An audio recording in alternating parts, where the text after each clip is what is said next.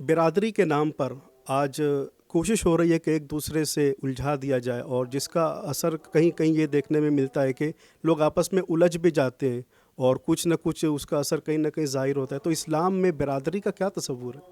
اسلام میں جو برادری کا تصور ہے، سورۃ الحجرات میں قرآن نے صرف اتنا کہا لِتَعَارَفُوا، پہچان کے لیے، بس صرف پہچان کے لیے، صرف پہچان کے لیے، اس سے زیادہ کوئی تصور نہیں ہے۔ البتہ زمانے جاہلیت میں برادریوں کے بڑے تصورات تھے، وہ بڑے باپ کا، وہ چھوٹے باپ کا۔ آقائے کریم صلی اللہ علیہ وآلہ وسلم نے خطبہ حجۃ الوداع کے موقع پر جو ایک عالمی منشور کے طور پہ امت کو عطا فرمایا، برادری کو پیروں تلے کچل دیا گیا، برادری عصبیت کو پیروں تلے کچل دیا گیا، اور کہا گیا کسی عربی کو کسی اجمی پر، کسی اجمی کو کسی عربی پر، کسی کالے کو کسی گورے پر، کسی گورے کو کسی کالے پر، رنگ اور نسل کی بنیاد پر کوئی فضیلت حاصل نہیں ہے۔ اگر فضیلت ہے ان اکرمکم عند اللہ اتقاکم، کہ تم میں اللہ کے نزدیک عزت والا وہ ہے جو اللہ سے ڈرنے والا ہے، یہ بس، اس سے زیادہ۔ اب حضور علیہ السلام نے جو تصور برادری کا پیش کیا، فرمایا کلکم من آدم و آدم من تراب، تم سب آدم سے ہو اور اللہ نے آدم کو مٹی سے بنایا ہے۔ اب اس کے اگر آپ دو چیزیں لے لیں کہ تم سب آدم سے ہو، تو کیا اگر کوئی کسی کو حقیر سمجھتا ہے تو آقا فرما رہے کہ تم سب آدم سے ہو، یعنی تم سب نبی کی اولاد ہو، تو جو اولاد نبی ہوگا وہ حقیر کیسے ہو سکتا ہے؟ اور اگر کوئی اپنے آپ کو بڑا مغرور سمجھ رہا ہے، بہت اعلیٰ سمجھ رہا ہے، تو فرمایا آدم من تراب، آدم کو تو مٹی سے پیدا کیا، تو مٹی سے پیدا ہوا ہے۔ تو برادری کا اس سے زیادہ کوئی تصور نہیں۔ اصل ہوا کیا ہے کہ یہ سازش ہے۔ سازش یہ ہے کہ ہمیشہ سے بادشاہوں نے یا سیاسی لیڈران نے اپنے سیاسی مفاد کے لیے امت کو لڑایا۔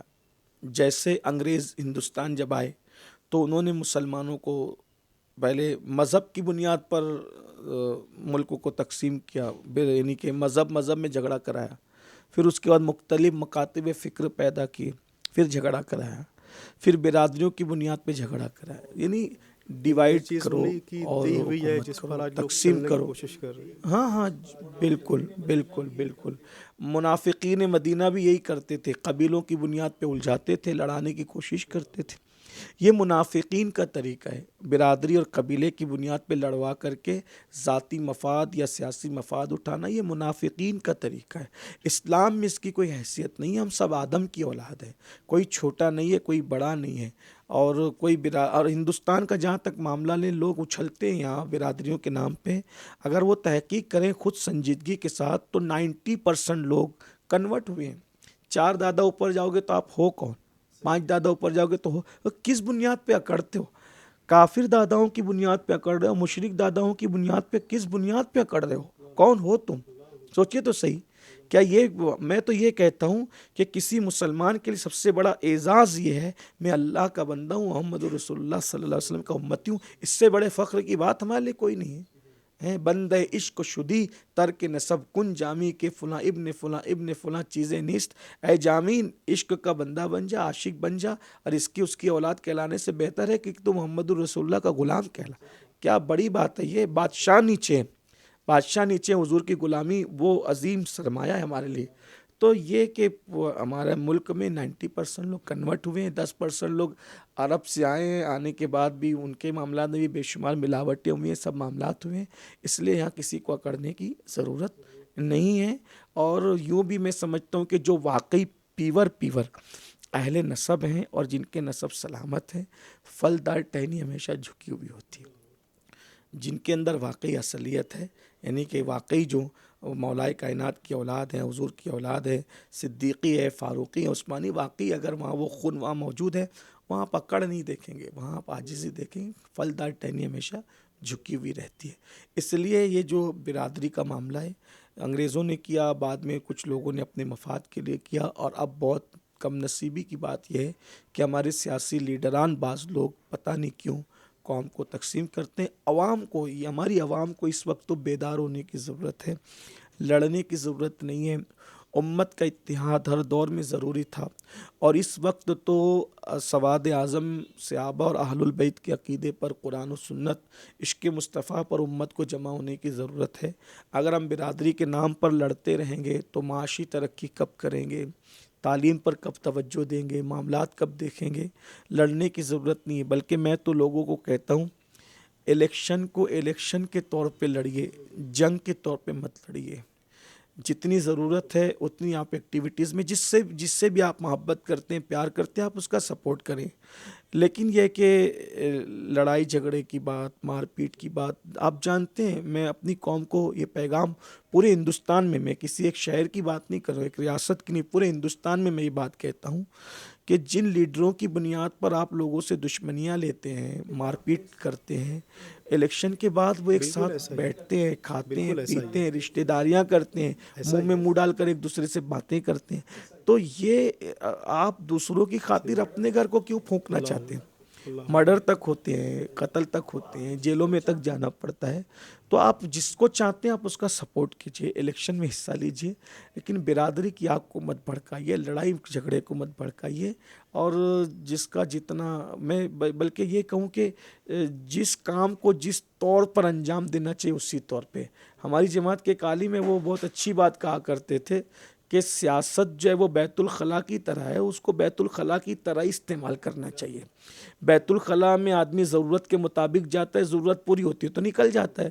تو یہ بیت الخلاء کی طرح ہے، تو اس کو تاج محل نہیں سمجھنا چاہیے۔ یہ تاج محل نہیں ہے، بیت الخلاء ہے۔ تو جتنی ضرورت ہے اتنا ہی استعمال کرو، اور اتنا ہی اس کو یوز کرو، اس کے بعد اس کو وہیں چھوڑ دو، اس چھوڑ کر کے آ جاؤ۔ یہ چیز ہونی چاہیے، حضور، بس لوگوں کے اندر اس ایک سے زیادہ جو اور کیا ہے؟ کسوٹی ہونی چاہیے وہ بھی آج ناپید نظر آ رہی ہے۔ کسی کے بھی پیچھے چل پڑنا، کسی کو بھی سر پہ بٹھا لینا، کسی کو بھی اچھا مان لینا، لیڈروں کے حوالے سے یعنی کوئی کسوٹی آج امت کے اندر، مسلمانوں کے اندر نظر نہیں آتی کہ کیا کوالٹیز ان کے اندر ہو، کون سے گٹس ان کے اندر دیکھے تب جا کر ہم انہیں اچھا کہیں۔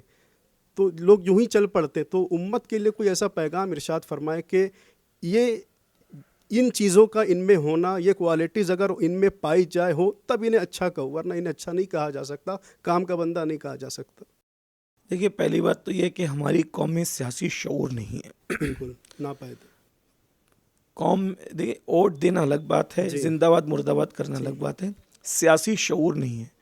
بلکہ اگر آپ برا نہ مانیں اور سننے والوں کو برا نہ لگے تو ایک بات کہوں، جو ہمارے یہاں سیاسی لیڈران کہلاتے ہیں نا ہمارے ملک ہندوستان میں، ان کو بھی بہت ساروں کو سیاسی شعور نہیں ہے۔ بالکل سیاسی لیڈروں کو بھی سیاسی شعور نہیں نہیں۔ جیسے مذہبی بہت سارے رہنماؤں کو مذہبی رنگ کی اور مذہبی جو ہے وہ اس کی حساسیت ان کے پاس نہیں نا، مذہب کی یا مذہبی ہونے کی جو حساسیت ان کے پاس نہیں، بہت سارے لوگوں کو ایسے بہت سارے سیاسی لیڈروں کے پاس سیاسی شعور نہیں ہے۔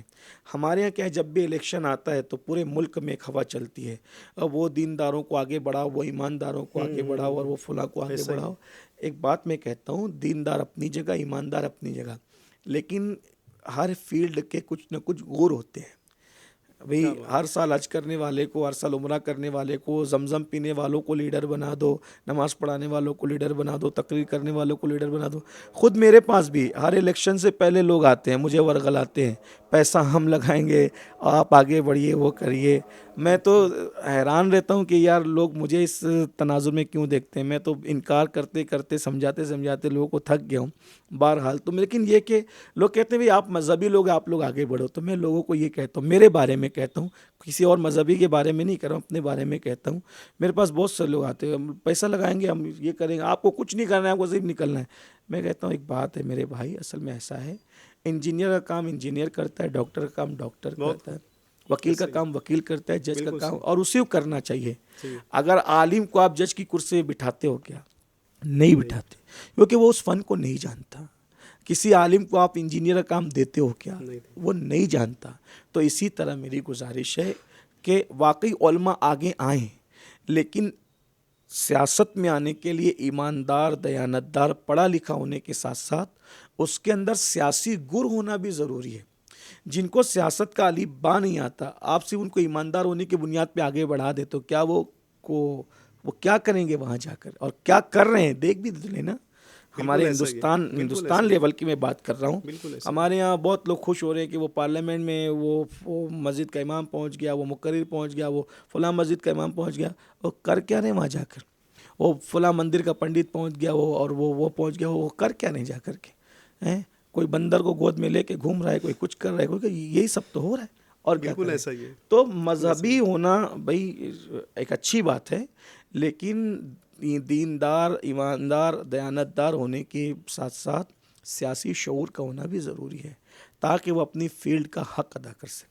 لوگ رسول اللہ کی بات کرتے ہیں صلی اللہ علیہ وآلہ وسلم, فاروق اعظم کی بات کرتے ہیں, صدیق اکبر کی بات کرتے ہیں, مولا علی کی بات کرتے ہیں, عمر ابن عبدالعزیز کی بات کرتے ہیں, علامہ فضل خیر آبادی کی بات کرتے ہیں, مفتی صدر الدین آزردہ کی بات کرتے ہیں. بھائیو یہ لوگ صرف مولوی مولانا فضل اور مفتی صدر الدین آزردہ یہ صرف مولوی مولانا لوگ نہیں تھے, یہ اپنے زمانے کے وہ چوٹی کے سیاستداں تھے کہ انگریز لوگ بھی ان کے پاس جا کر کے زانوِ تلمس طے کرتے تھے اس فن کے لیے. فاروق اعظم جیسا سیاستداں آج بھی ان کے سیاسی جو ہے وہ نکات چھوڑے ہوئے لوگ اس سے استفادہ کرتے ہیں. یہ بلکہ حضور علیہ السلام کی خود سیاسی زندگی جیسے وہ حسن میں بے مثال ہے, علم میں بے مثال ہے, تقوی میں بے مثال ہے, ویسے فن سیاست میں بھی ہمارے نبی بے مثال ہے.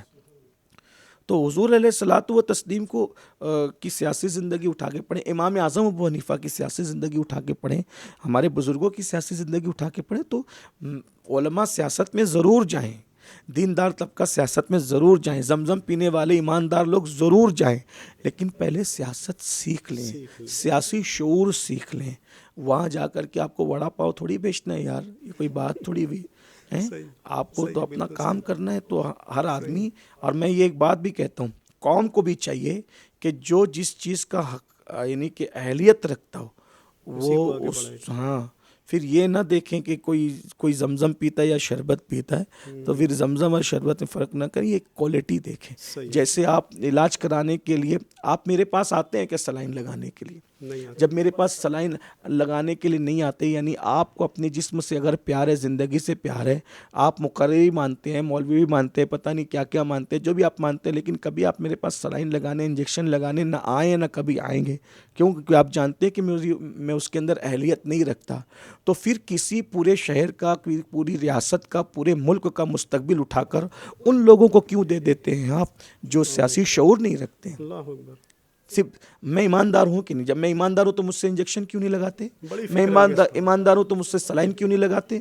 ایماندار ہونے کی بنیاد پہ تھوڑی سلائن لگتی ہے یار, انجیکشن تھوڑی لگتا ہے. ایماندار ہونے کے ساتھ ساتھ وہ فن میں بھی تو مہارت چاہیے. اس لیے پہلے فن سیکھیے, ورنہ تو جو ہے وہ حال یہ ہے. ابھی کیا عرض کروں, میں تھوڑی کوئی سیاسی آدمی تو ہوں نہیں, لیکن لوگوں کو برا لگے گا تو, ورنہ پھر وہ جا کر کے پہلی بات تو حاضری نہیں دیتے ہیں, حالوں کے اندر حاضری دیتے ہیں تو کچھ آتا جاتا نہیں ہے. تو یہ سب چیزیں نہیں ہونی چاہیے. میں کسی شہر کی نہیں, کسی ریاست کی نہیں, پورے ملک کی میں بات کر رہا ہوں, اس لیے کہ میری آواز پتہ نہیں کہاں کہاں تک پہنچے گی. مسلمانوں کو سیاسی شعور بیدار کرنا چاہیے, اور میں تو یہ کہتا ہوں ہمیں ادھر ادھر دیکھنے کی ضرورت ہی نہیں ہے. رسول اللہ صلی اللہ علیہ وسلم کی سیاسی زندگی پڑھیے, صدیق اکبر کی سیاسی زندگی پڑھیے, فاروق اعظم کی سیاسی زندگی پڑھیے, مولا کائنات کی سیاسی زندگی پڑھیے, امام اعظم کی سیاسی زندگی پڑھیے, علامہ فضل مفتی صدر الدین آزردہ کی سیاسی زندگی پڑھیے, سید کفایت علی کافی مراد آبادی کی سیاسی زندگی پڑھیے. آپ کو سمجھ میں آئے گا. ہمارے بزرگ لوگ عملی سیاست میں شریک ہوئے ہوں نہ ہوئے ہوں, لیکن وہ بادشاہ گھر تھے. حضرت محبوب الہی جیسا صوفی, ان کی سیاسی زندگی پڑھیے, جس کے سر پہ ہاتھ رکھ دیا اس کو بادشاہ بنوا دیا. یہ ہمارے بزرگ ہیں, ان کے اگرچہ وہ عملی طور پہ آئے ہوں نہ آئے ہوں, لیکن سارے بزرگوں کا سیاست میں حصہ رہا. ایک بات عرض کرتا ہوں, بعض لوگ یہ کہتے ہیں کہ صوفیہ نے سیاست میں حصہ نہیں لیا. جھوٹ ہے, بہت بڑا جھوٹ ہے. آپ دیکھیں گے صوفیہ نے سیاست میں جتنا بڑا کام کیا کوئی نہیں کر سکتا. ہندوستان میں صوفی اور بادشاہ دونوں ساتھ ساتھ چلے. ادھر بادشاہ گوری ہے, ادھر صوفی غریب نواز ہے. صوفی ماحول بناتا تھا, بادشاہ آ کر اس پر روٹی سینکتا تھا. خلجی ہے, محبوب الہی ہے, التمش ہے, قطب الدین بختیار کاکی ہے. آپ دیکھ رہے ہیں ہر دور میں تو ماحول ہمیشہ صوفیوں نے کریٹ کیا ہے. پبلک پر صوفیوں کا اثر تھا, اور ماحول بنا کر بادشاہوں کو دیا, اور بادشاہوں کی چوٹی اپنے ہاتھ میں رکھی. تو انہوں نے بادشاہی نہیں کی, وہ بادشاہ گھر تھے. تو میری بھی گزارش ہے کہ دیندار طبقہ اگرچہ امور سنبھالنے کی صلاحیت نہیں رکھتا، اتنی ایبلٹی اپنے اندر پیدا کرے، آپ جس پہ ہاتھ رکھ دے وہ ایم ایل اے بن جائے، ایم پی بن جائے، کارپوریٹر بن جائے، پھر ان سے کام لیجیے. صحیح. سب کا اپنا اپنا اور خود بھی آپ خود بھی بنیے کارپوریٹر تو اچھی بات ہے، خود بھی بنیے M L A M P اچھی بات ہے، لیکن سیاست سیکھ کر کے، سیکھ کر. سیاسی شعور پہ. قوم کا بہت برا حال ہے، دیکھیں تو صحیح، پورے ہندوستان میں میں جاتا ہوں جہاں پر مسلمانوں کے علاقوں میں گٹریں صحیح نہیں، سڑکیں صحیح نہیں، پڑھائی کا کوئی انتظام نہیں، صاف صفائی کا کوئی انتظام نہیں، یہ سب حالات ہیں. تو میری گزارش یہی کہ سیاسی شعور پیدا ہو، صرف دیانتدار اور دیندار نہ دیکھے بلکہ اچھا ایماندار تو ہونا چاہیے، اس کا انکار نہیں، دیانتدار لیکن سیاستدان اچھا ہونا چاہیے.